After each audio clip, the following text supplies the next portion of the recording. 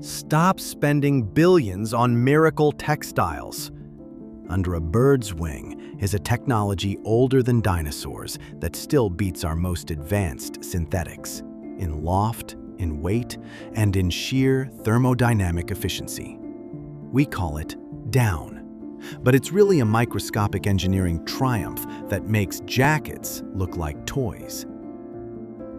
Why can a tiny sea duck survive minus 50 degrees Celsius overnight while our best insulated suits fail? Because feather architecture cheats the rules we thought were fixed. In this video, I'll show you the microscopic tricks that trap air, repel water, store heat, and spring back from thousands of compressions, and why nature still outperforms billions of dollars in human R&D. Hey, I'm Wild Spaces. Today we're dissecting the thermal revolution resting on a bird's chest. We'll dig into fractal geometry, keratin mechanics, hydrophobic coatings, electrostatic behavior in filaments, and how all these features combine to create the world's most efficient natural insulator. I'll also flag what's proven, what's hypothesized, and what the real engineers are still trying to copy.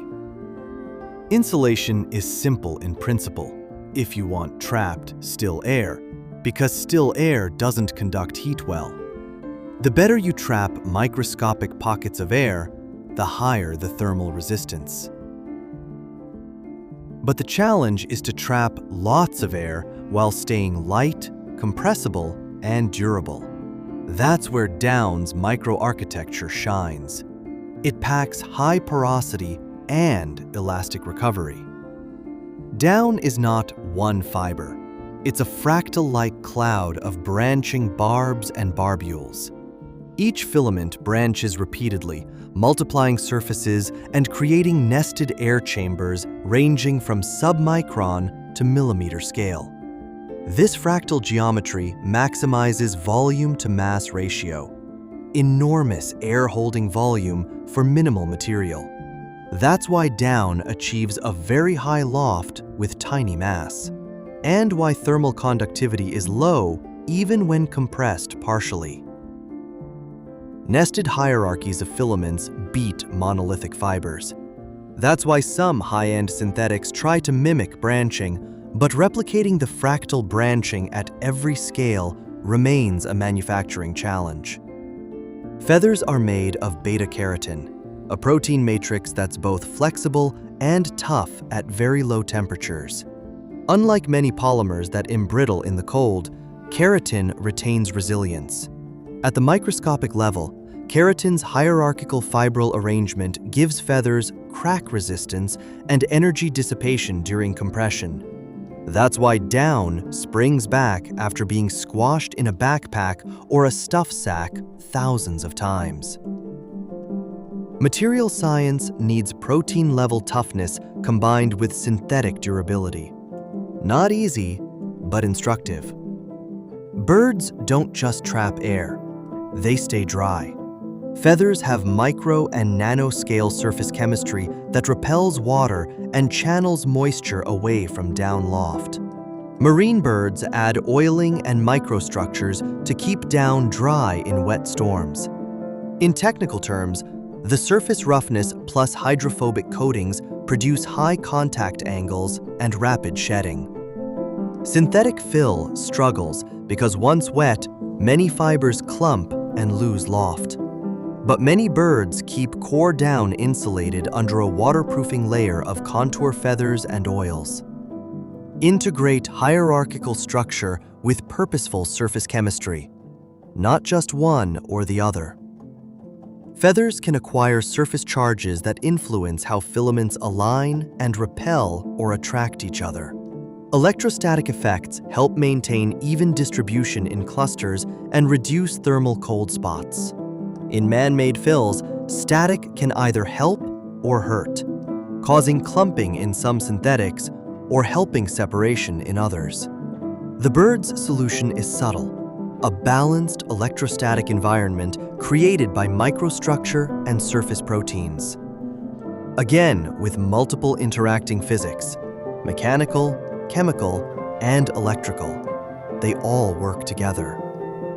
Beyond trapping air, biological filaments may help buffer rapid temperature swings.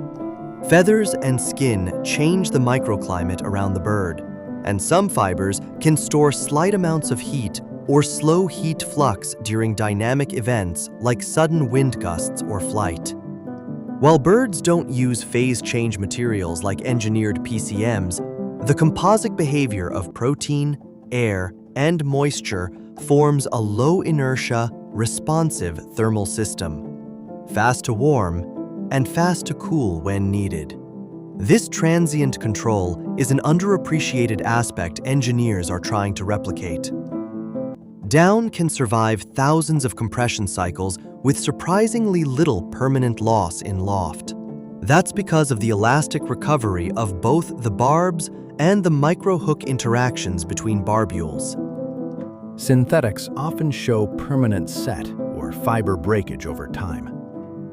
The biological solution combines flexible material, sacrificial microconnections, and self-rearrangement. Not a single superfiber, but a resilient architecture. Industry has made huge strides. Hydrophobic treatments, hollow microfibers, and engineered crimp to trap air. But we still miss the multi-scale branching, protein toughness, and integrated electrostatic/chemical control. The path forward to combine hierarchical manufacturing, 3D printing at microscale, electrospinning, protein-inspired polymers, and surface engineering. But be realistic. Nature had millions of years to iterate.